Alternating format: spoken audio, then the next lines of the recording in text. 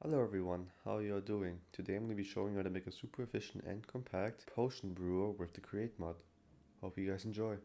There is two important things to note about the setup over here. Number one, that this is semi-automatic. That means you have to manually input to the funnels and onto the depots of what potions you want to make. I'll demonstrate in a second. Number two is that this setup can only make specific potions, which are night vision, leaping, fire resistance, swiftness, turtle master, water breathing, healing, poison, regeneration, strength, and slow falling. The potions it cannot make is invisibility, slowness, harming, and weakness.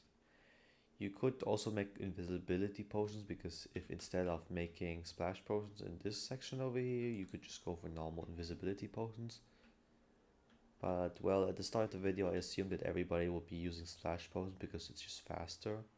And well, anyways, these are the items that you want to craft, use to craft over here. Like, let's say we want to make a normal potion of strength 2. Well, of course we're going to be needing the vanilla items needed to craft it, which is all of this, if you didn't know.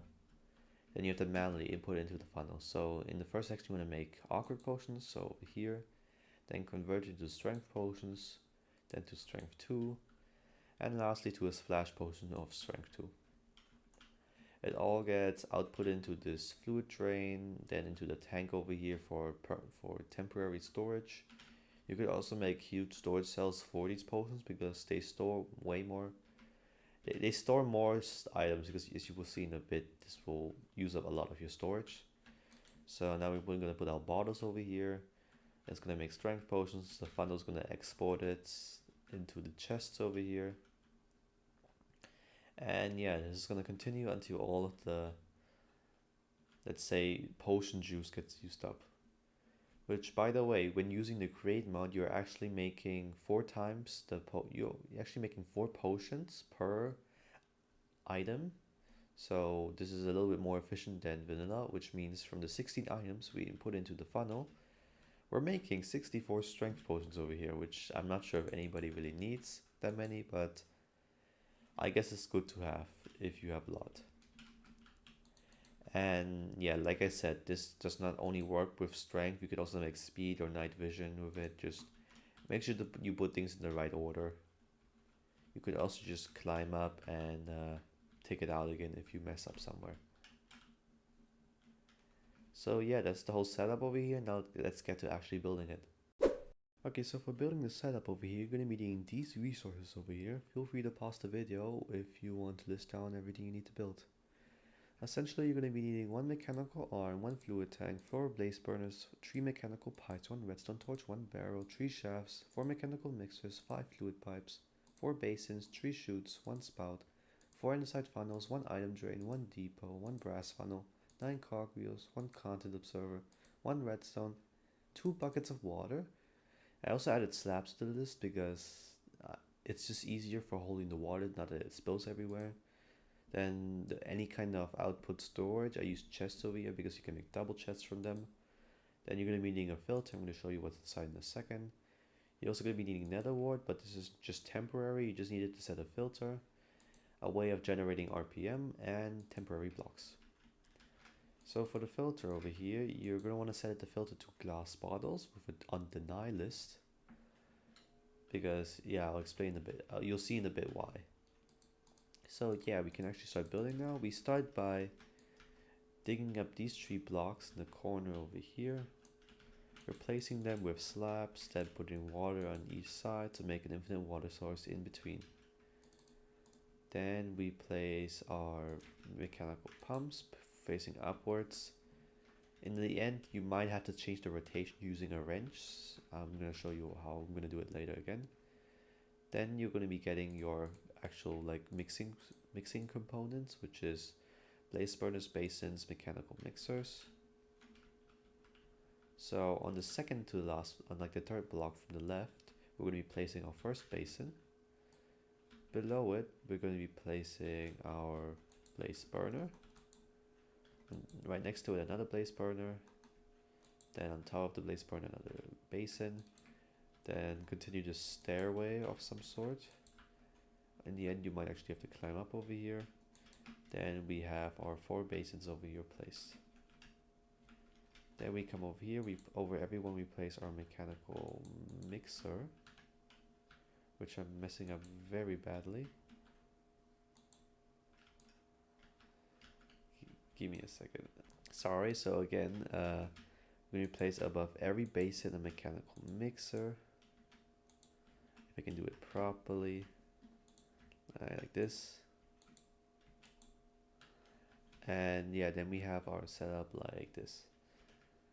Then on the edge over here, we're going to be placing an item drain with a pipe coming out of the back. Then a pump going upwards into a fluid tank.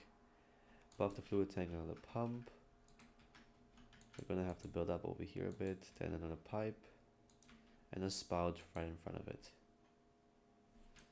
Then directly under it, right in front of the tank, we'll be placing another block, our depot. On the sides, you're also going to be placing your chutes and chests, of course. So if I dig down over here for a bit, I mean, it doesn't have to be this deep, it's just my way of storage stuff, you know. We're going to place a chute above it, then 2 chests, but properly, and another chute above it with a brass funnel pointing outwards, so the arrow points away from it. And then you apply the glass filter for it.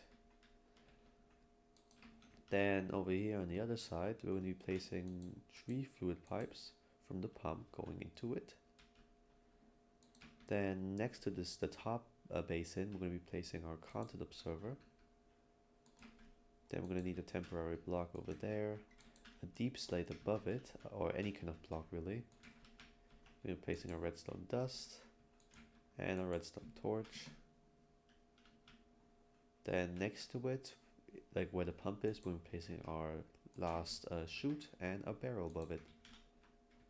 Then we're going to get our mechanical arm. We're going to take items from the chute and deposit these into the 4 blaze burners, not the basins, and place it right next to this pump.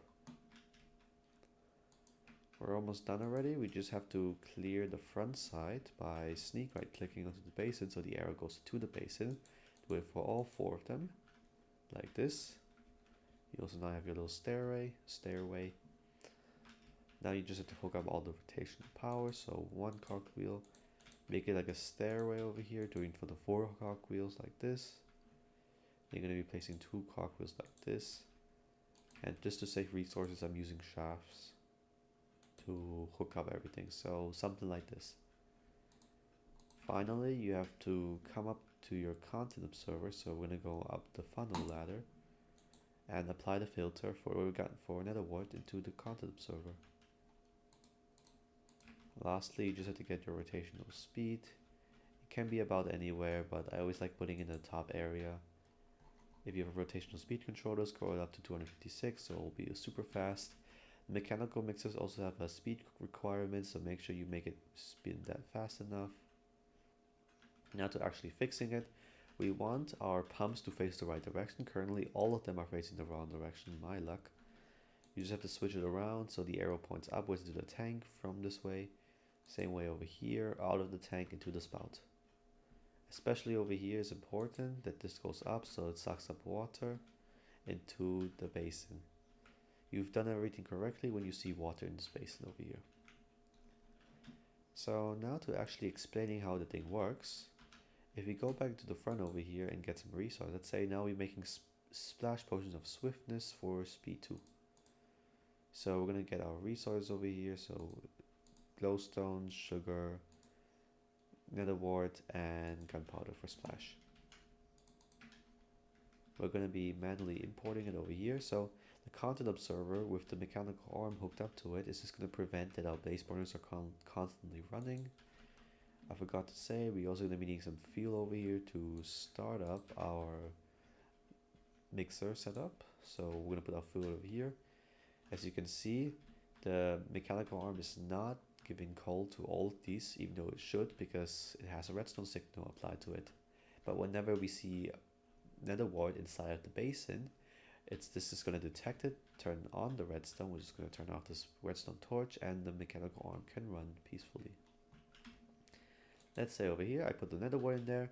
It will turn off the redstone torch. The mechanical arm starts running and powering all of the blaze burners with coal. And we're also making our awkward potions at the same time. We're gonna make them to speed 2, and our splash potion of speed. It all has a temporary. The fluid container here is just for temporary storage, so it doesn't get filled up so fast and stuff. So it's a little bit more efficient. Then we get our glass bottles over here and put it on top of the depot, so it gets filled by the spout. I kind of explained everything already in the beginning of the video, but I'm just going to do it again step by step so you actually know why you're placing each block over here. I think that's important to know. And as you can see over here, because everything's going to the bottom, you can't really see all the potions, but yes, you can see over here all of the potions here are currently getting made. As you can see, we're also making potions faster than we're actually consuming it, so that's also a good thing. But yeah, this is how you actually build it. So if you guys enjoyed this video, please feel free to like and subscribe. It means a lot to me. We're almost there at 150 subscribers. And yeah, like, subscribe, and I'll see you guys next time. See ya.